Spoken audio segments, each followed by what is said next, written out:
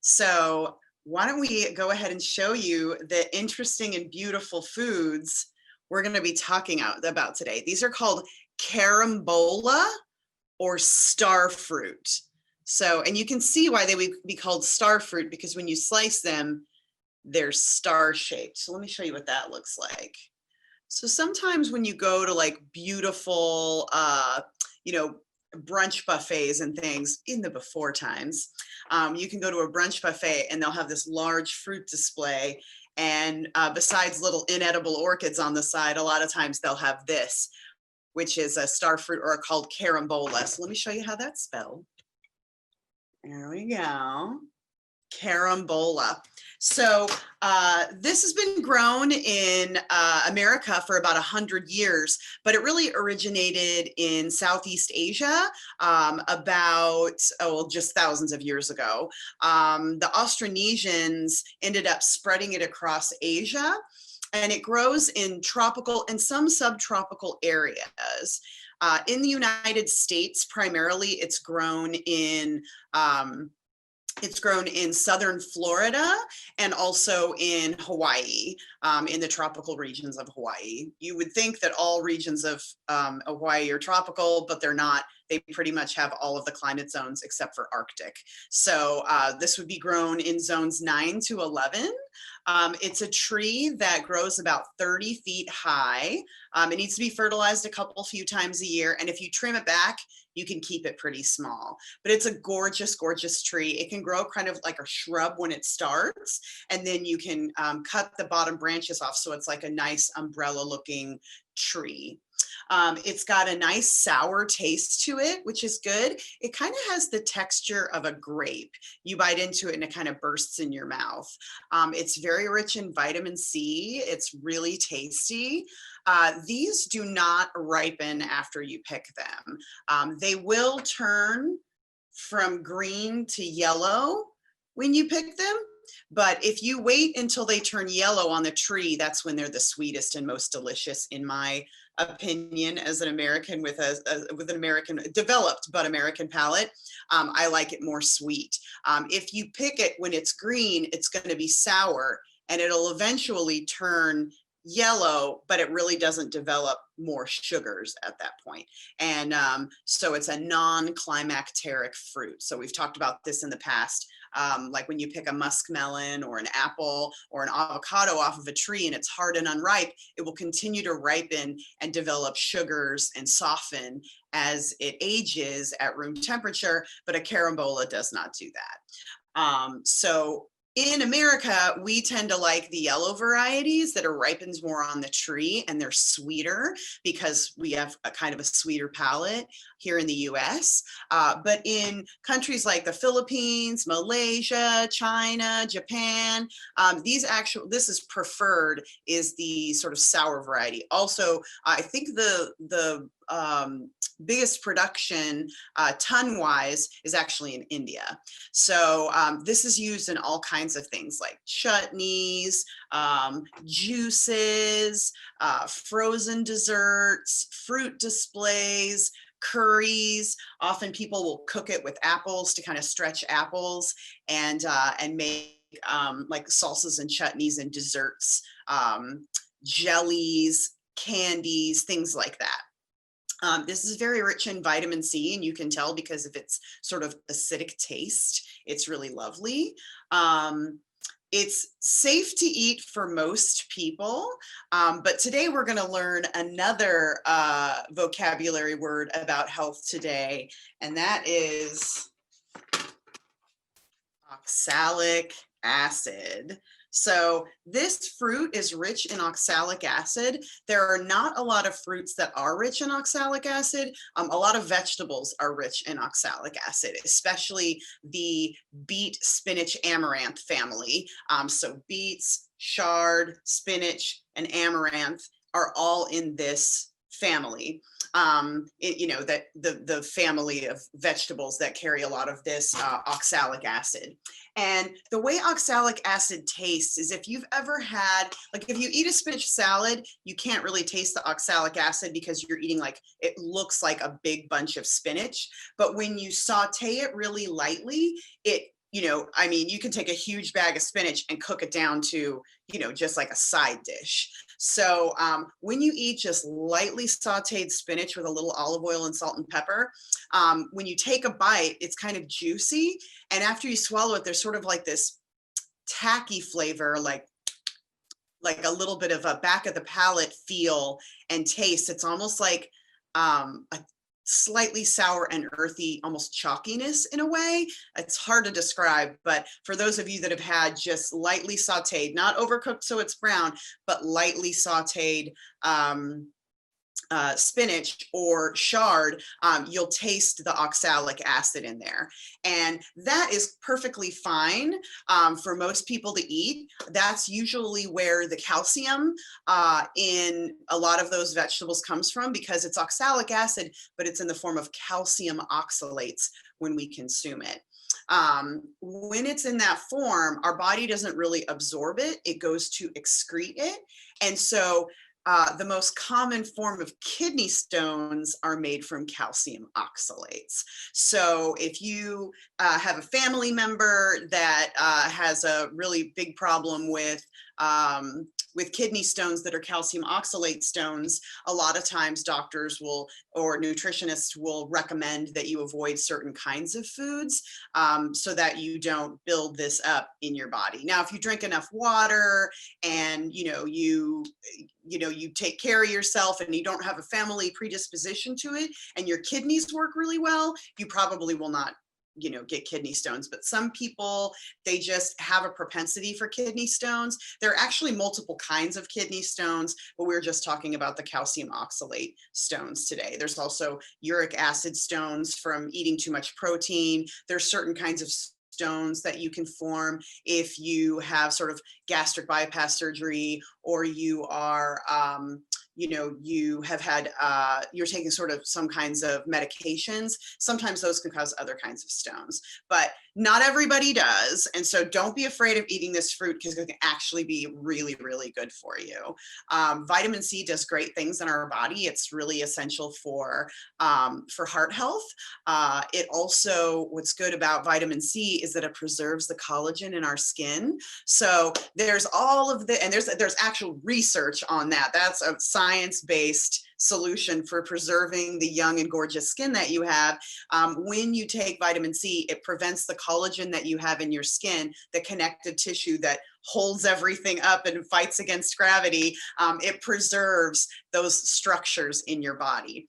One of the big pushes right now in the sort of nutraceutical world is for people to drink collagen or take collagen supplements. There's not a lot of research to support that does anything for the collagen in your body. It's simply a protein that your body will break apart and then reuse for other things. And so it's really better for you to get enough vitamin C in your diet to preserve your gorgeous, youthful skin than it is for you to spend a lot of money on collagen to take, because collagen is very common if you eat meat. Collagen is in all kinds of things. Collagen, when you hydrate it, when you cook it, it turns into gelatin. So if you're eating Jell-O, that's not vegan. It's made from animals. So, not to gross anybody out, because it's very common in our diet, if you are not vegan or vegetarian, to consume gelatin, and that is actually from collagen. So vitamin C, good, go for it. Another thing that I wanted to talk to you about this carambola is a lot of people don't know this, but there are certain medications that you can take that actually you're not allowed to have grapefruit juice with. So I know this, we're talking about carambolas, but it's very commonly known in elder communities not to take grapefruit juice on an empty stomach when you take certain medications like statins, which lower your cholesterol, and some other medications. I'm not a pharmacist or a doctor, so this is not medical advice. But often when you get a counseling, if you're taking a new medication and your pharmacist offers you counseling, it's the first time you take a medication, there are certain medications on the label that will say do not take with fruit juices, especially grapefruit juice. This is another one that you don't take with those kinds of medications. And the reason is that grapefruit juice and star fruit can actually inhibit enzymes that break down medications in your body. So, it's called a first pass. When you take the medication, there are these enzymes. And as we've talked about before, enzymes are mechanical proteins that do all kinds of jobs in our body, and some of them break down the drugs that we take. So if people are none the wiser and they're just drinking grapefruit juice with just a few of the medications out there, it's not all medications, it's just a few, then what it can do is inhibit those enzymes, and the drug will actually stay in your body longer and almost have like an amplifying effect because it doesn't break down as fast. So if you have an elder in your family that cannot have grapefruit juice, don't feed them carambola. But for most other people, it's fine to eat. I've been eating it for a very long time. Because in the US, we don't really cook with it, you'll usually see it in fruit displays, but it's also, and because it's so beautiful when you cut it, it's, this would be great in a salsa or something like that, but who wants to waste that beautiful shape? I mean, that's gorgeous. So often the ones that are grown in the US are these five pointed star varieties, but they also have 6 and 7 pointed star varieties. It just means that they have more lobes on the carambola. So it's a very easy tree to grow if you're in the tropics. I don't know that you could grow it in a pot here because it's a really big plant and it takes, 4 or 5 years for it to start to fruit, even when it's at 8-10 feet tall. But it doesn't mean you couldn't give it a try. There's lots of trees that people grow in pots if you're really good container gardener. But I don't know that I'd start with one of these. I'd start with like a lemon or a lime or something that you'd want to grow in a pot that you have to bring in the winter, because these guys are not frost tolerant at all. There are some varieties that are actually can handle like a 32-degree temperature for an overnight, but it'll kill the whole tree even if it's established if it gets down to like 20 or 24 degrees. So these are great. Once they start growing, I mean, they put off so many fruits. You'll be giving them to all your neighbors if you live in the coastal regions of Florida, Hawaii. But there are some people that do grow these in South Carolina on the coast and on the Georgia coast as well. It's not a major production area like Florida and Hawaii. They actually have farms, and this goes into our global food system. But there's some backyard gardeners that actually, in some microclimates that are really warm in South Carolina and Georgia, actually have grown these successfully in their backyards. So it's good to keep it small and keep it in a microclimate where it's a little bit warm, like a south-facing brick wall. You would plant it right next to there because the wall will warm up at night, during the daytime, and then keep the tree warm at night on the colder months. So, it just depends on your experience in gardening and what kind of risk you want to take if you want to grow something that's not as frost tolerant in the wintertime. So why don't we go ahead and switch over to our chili of the week, because this one is very popular in the US and it's always kind of made me laugh. So this is the shishito. And for any of you who've ever been, now these are pretty common in restaurants as an appetizer, and I call these vegan chicken wings, basically. Chicken wings, for some reason, are pound for pound more expensive than the rest of the chicken. And I think it's because they are like party food, appetizer food. And that's what these guys are too. Shishitos are very expensive. They are a sweet pepper, but about every 10 of them will be spicy. And actually they're named shishito because the tip of them, what people say is that the tip of them looks like a tiger head. I personally don't see it, but maybe some of them do. None of the ones I've ever grown look like a tiger head, but people love these. So these came along, they became hot in restaurants between like 2012 to 2014 in the Bay Area, and then they spread across California, and then slowly but surely have been making themselves, then it goes northeast, and then, kind of we're here in the South. It takes a little while for the culinary trends to get to us sometimes so that they're widespread. And so this is an example of one of those, is you can find these in a lot of restaurants on the appetizer menu, and they're very expensive. They're almost as expensive as chicken wings, and they're the easiest thing to cook. So the most common way you'll see these served is blistered with salt and some kind of dipping sauce. They're the easiest things to cook. So they're also expensive to buy in the grocery store. And I think that that's a little bit crazy, because if you grow one of these plants, by the end of the season, you'll be sick of them because it puts off so many fruit. And this is a fruit because it does have a seed on the inside of it. It literally puts off hundreds and hundreds of peppers. So, you know, if you love shishito peppers, plant one or two of these in your yard and you will be like so full of shishito peppers. You'll eat so many of them that you can wait until the following year, and you will no longer want to pay $12 for a half a pound of them, you know, blistered and thrown on a plate to have with beer or whatever, whatever beverage you prefer. But they're kind of like bar food. They're like healthy bar food. So even when you go into like some of the more kind of like, you know, divey bars, which I think are fun.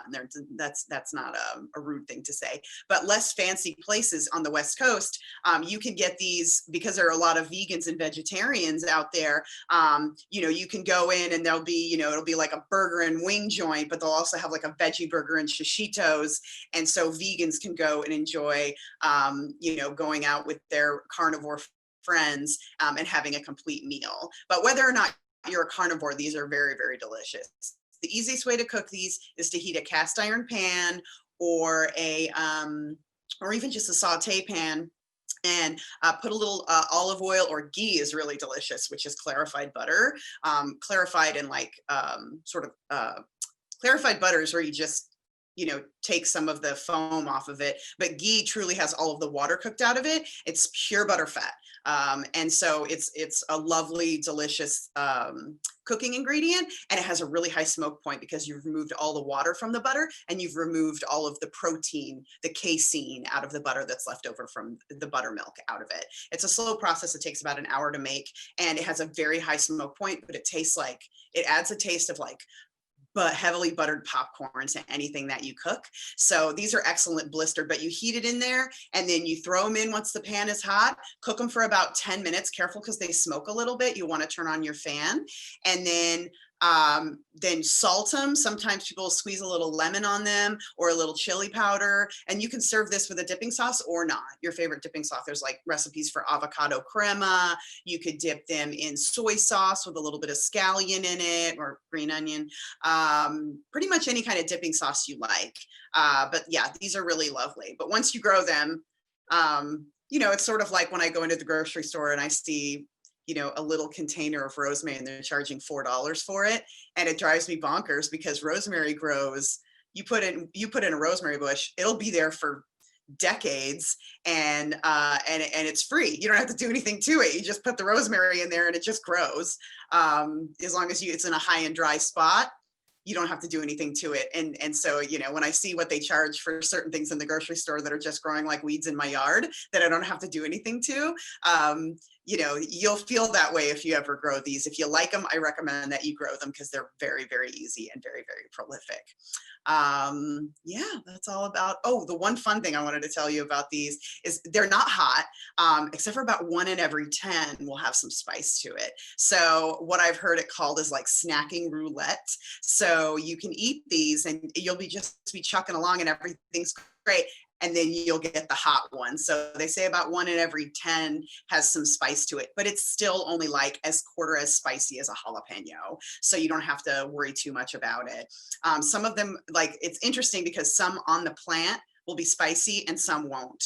So it's just kind of a luck of the draw with these guys. Let me show you the ripe one. So again, you always know, because whenever I've done the chili of the week, I always love chilies that have fully developed their carotenoids, but you pretty much will always find shishito peppers looking like this. People prefer to eat them green in this case. I think it's because the shelf life is much longer on any kind of green pepper. And also you'll get more of them if you pick them at this stage, because the red ones are more attractive to birds and bugs and things. And also they don't have as long as a shelf life once they're fully ripe like this. But to me, these taste absolutely the best because they have their carotenoids still open. I really enjoy this flavor. They're also more antioxidant rich when you allow them to fully ripen on the vine. If you bring some home like this and you want to turn them red, you can leave them at room temperature for a while, but really just let them ripen on the vine, and they're gorgeous, and you'll get a ton of them. And or fry half and half and see what you think. So, all right. Well, that's all I wanted to say about our shishito, uh, our chili of the week. I'm here to take all of your questions. You can ask me about either one of these things or anything about gardening or food preparation of any kind. It doesn't have to be about these two things. Awesome. Well, I see we have quite a lot of folks today. So, does anyone want to raise your hand to ask us a question? Let me look over in Facebook too. I don't have my usual friend here to help me, so I'm manning two places. Well, I'll start with a question. So this is something I think you've alluded to before, but is there no way when you look at a pepper, because you're talking about this chili roulette, to look at it or feel it or something and know how hot it is? The only way you can tell for sure that a pepper is going to burn you like nobody's business is the blistering, and that's only in the super hots. So those are usually the chinenses, the capsicum chinenses. They, your reapers, your Trinidad scorpions, things like that. Even a ghost pepper, which is very hot, does not have blistering on it. But if you pick one up and it looks like it's got a million little blisters on it, that thing is going to burn you for days. But otherwise, no, you really don't know. I had a bunch of jalapenos the other day that I was processing, and they had almost no spice in them whatsoever. Because I have buckets and buckets of peppers right now. I'm making a bunch of jalapeno poppers to freeze for my husband because, like, I don't want to throw them away, but they're basically free. You get hundreds of them off of a bush, but there's only so many jalapenos you can eat. And so, but you really don't know. You really do not know by looking at, if this one's going to be spicy or this one's going to be spicy. But, if you wanted to check, we talked about this before, you can always bite up here by the ribs and the seeds. So you just give it a little bite and then taste your teeth. That's going to be the hottest spot, is up here by the seeds. And this one's not hot. So I could just eat the whole thing. And you can eat the seeds of all peppers, but these are meant to be eaten all the way up to the stem. So, but no, you cannot tell. You really can't. And I'm the tester at the garden too. So there's we put in a bunch of banana peppers throughout the garden in these community plots that we harvest for the food boxes that we deliver. And everyone will ask me, like, is this one spicy? And I take one and I bite into them, like, that one's sweet, that one's sweet. We ended up tagging them all so we didn't have to do it again. But yeah, you just don't know. It's a roll of the dice. You need to find a friend that can eat very spicy food and they'll test it for you. But that's pretty interesting because you said with this particular pepper, right, the plant could have spicy and mild on the same bush, but that's not common for all peppers, I'm guessing here.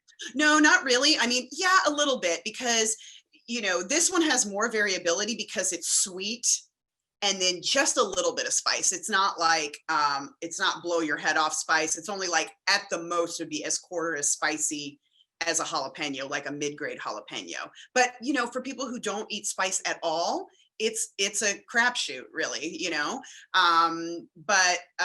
yeah, you just really don't know. But individual plants, a lot of times, what we've talked about this in the past, is if a plant is in a stressed area, like peppers in general like it high and dry. They don't like their feet wet. They like to dry out in between waterings. They don't like their foliage wet a lot. If it gets way too stressed, if it's in an area where it's thriving, but it gets way too dry for a longer time, or if it's getting attacked by pests, it will create more capsicum. This thing that makes it spicy, it will create more of it. So you can have 3 plants in the same garden, and one is going to be, maybe it didn't get enough water or whatever, or got attacked by something. It will be spicier than other ones in the same garden. So go figure. So weird, so weird. So, as you alluded to, also, these plants can produce a lot. What are some ways of preserving them? Like, if you wanted to do something creative to keep them for the winter? Okay.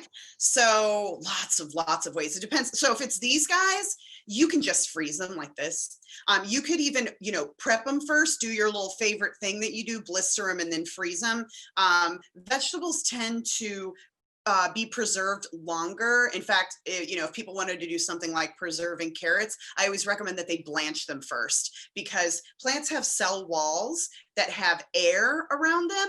And if you don't blanch them first to release that air and break the cell wall a little bit, when you put it in the freezer, it will actually cause freezer burn much faster. It doesn't preserve quite as well. Now, if you're going to freeze them and use them next week, that's fine. But if you cook them first, even lightly cook them first, they're going to preserve for much, much longer. Well, you could eat them a year from now. Enough. If you eat freezer burn food, it isn't going to hurt you. Just is not going to taste very good. It's like freeze dried. It's kind of awful. So these in particular, that's how I would do them, is just prep them. You could also hang these and dry these and make your own chili powder out of them, even though it would be more like, it'd be flavored and delicious, but you could sprinkle it on popcorn or something. You could use a lot of the chili powder because it wouldn't be hot. Another way you can do it is, these would be kind of trouble because they're little, but a pepperoncini is about the same size. You can chop them up and put them in vinegar and a little bit of sugar and maybe some pickling spice and make a quick refrigerator pickle, because those will stay good for months in the refrigerator. And then if you make yourself like, you know, like a cold cut sandwich of some kind, or in your case, like a, you know, nice fresh mozzarella sandwich or something like that with on a nice toasted ciabatta or something, you'll have this beautiful kind of relish to put on top. I just slice them really thin and put it on top. I usually also add onions and sliced carrots, and sometimes some like blanched cauliflower, and you have kind of like a jardiniere to put on sandwiches. So that's another really easy way to do it if you don't want to do canning. These also pickle really easily. You can do, like, especially if you slice them, you can make your own kind of pepperoncini rings and this goes for all peppers. You can preserve all peppers this way. If you look at the National Center for Home Food Preservation, you can water bath can them in an acid, you know, because you're making the jar acidic, the bath that this is in, so botulism and stuff can't grow. And so you can just water bath can it. It's really easy. Home Center for Food Preservation, pretty much all the peppers, if they say blah, blah, blah, sweet peppers, this is a sweet pepper. Or you can even use hot peppers in that way, because for all intents and purposes, the poundage of peppers there, you could use hot or sweet, but you cannot change the acidity. If it says 4 tablespoons of lemon juice, it has to be 4 tablespoons of lemon juice. The acidity is the most important thing there. Great, thank you. I'm hungry again. So we have another question that's moving off topic a little bit. I love it though. Can you recommend a simple all-in-one pot or pan cookbook? Oh, wow. Let's see. Oh, well, you know, people are really hot on the Instapot.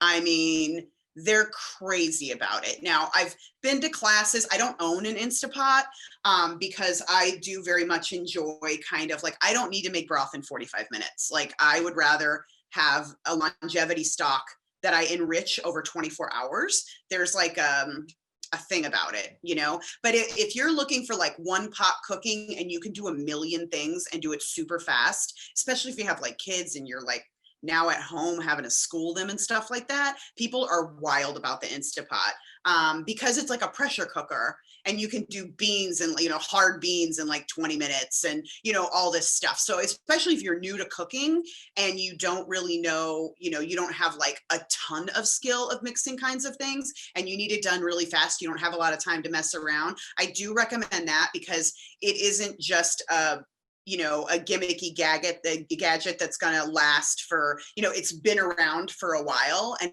it's gotten like huge reviews. And again, it doesn't have to be Instapot. It can, I'm not promoting that particular brand. There are other brands that do the same job, but there's a lot of really good cookbooks around that. And I've gone to a couple of classes and it looks really cool, but I've been cooking for so long, and like, there's just certain things that I don't really like to rush. Like, I don't mind, you know, cooking beans for 4 hours. You know, it's just, I don't need stuff that fast, partially because I don't have kids. I can mess around like that. I can decide. Also, I have a really big freezer. So if I'm going to make beans, I make enough for like 10 meals and freeze them in containers. And then I have beautiful homemade beans anytime I want them. So, so that's a really good one. But a one pot cooking book, gosh, there's so many out there. Somebody that I always turn to, so sometimes when you look up recipes online, it's really difficult to tell if they're tested or not. And the Whole Foods Market recipes are always tested. The New York Times cooking is always tested. Cooks Illustrated is always tested. Martha Stewart is always tested. Again, not promoting any brand that you have to spend money on, but if you're given something a web search, those are really good because you know they've been tested and professionals, you know, independent. I used to do this for part of my living is I would design recipes, send them in, and then a lab would test them, and then I would get paid and it would be published on a website. So that's why I recommend those is, you know, you can give it a little deal and, you know, a little web search, give it a Goog, as I like to say, and it'll, you can come up with all kinds of things. Mark Bittman, another great guy. He's on the New York Times cooking site a lot, but he has a book called How to Cook Everything. Really easy, really good. Everything I've tried from his great. Awesome. So we have a follow-up question about that, kind of the difference between the Instapot and the crock pot. And I will warn you, you're almost out of time. So okay, I'll be quick. Instapot cooks under pressure. You can also not cook under pressure, but the quickness is that you cook it under pressure and it's digital. It's sort of a little more scientific. Crock-pot is a slow cook. So that's another great one though. Turn it on a crock pot and coming home 8 hours later and your food smells great. Another totally great option. Crock pot also has some really wonderful, wonderful stuff. And it really just depends on the cuisine that you're into. And if you have any other questions about this, you can email me, call me. We could have long conversations about this afterwards because I know we're running late by a minute. So I'll let you all go. And remember, next week we start at 1 p.m.